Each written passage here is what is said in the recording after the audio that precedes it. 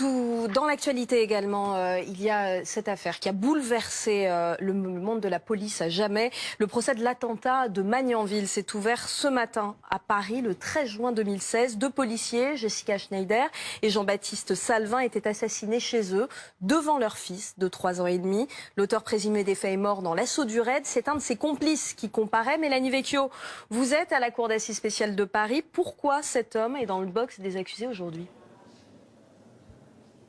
Eh bien, vous l'avez dit, parce qu'il est soupçonné d'être le complice de la Rossi Abala, soupçonné d'avoir été présent lors des faits au domicile du couple lors de leur assassinat. Cet homme, il a 30 ans aujourd'hui, il est seul dans le box des accusés. Ce matin, on l'a entendu très brièvement. Il s'est présenté, petites lunettes, barbe fournie. Il a prononcé quelques mots: avant mon incarcération, j'étais intérimaire, a-t-il dit, j'habitais chez ma mère. Pour l'accusation, il existe une preuve scientifique, une preuve irréfutable qu'il était présent au domicile du couple. C'est la présence de son ADN sur l'ordinateur de Jessica Schneider et Jean-Baptiste Salvin. Sauf que Mohamed Aberouz, eh bien, depuis le début, depuis son interpellation en 2017, il clame son innocence. Il n'était pas à Magnanville ce soir-là. Son ADN, c'est un ADN de transfert. Je vous propose d'écouter les avocats des deux parties, avocats de la partie civile et avocats de la défense, au micro de Maxime Deveau.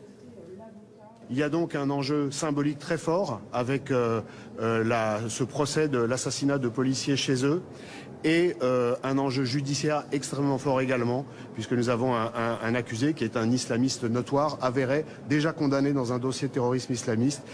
Mais à l'évidence, c'est le coupable idéal parce qu'il a déjà été condamné dans une affaire de terrorisme, parce qu'il n'a jamais fait mystère de sa pratique religieuse et par conséquent, il remplit un peu toutes les cases qui pourraient conduire à une condamnation. Sauf qu'en fait, la justice, c'est pas ça.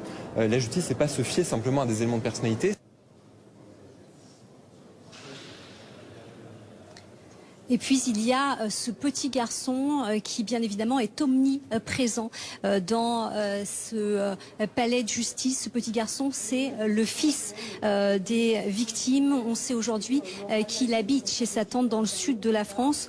On nous dit qu'il est extrêmement choyé, qu'il est très entouré, mais on n'en saura pas plus sur lui parce qu'il est extrêmement protégé.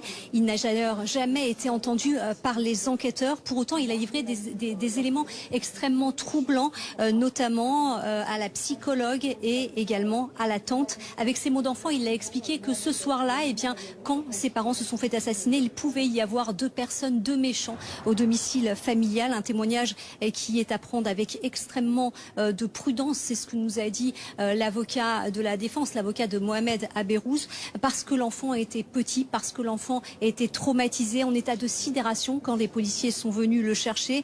Cet enfant, eh bien, ne devrait pas être entendu lors de ce procès justement pour être préservé. Il est aujourd'hui âgé de 10 ans et demi.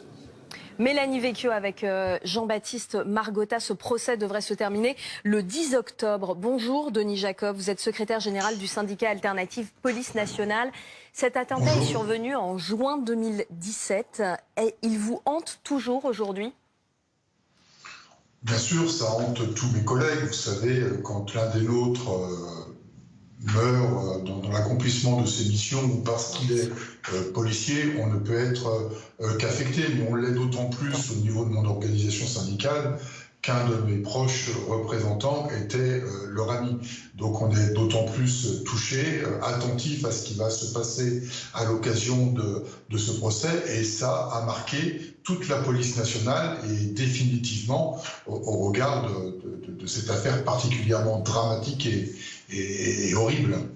Qu'est-ce que ça a changé concrètement dans votre quotidien ? Certains de vos collègues disent que désormais ils ont peur quand ils rentrent chez eux.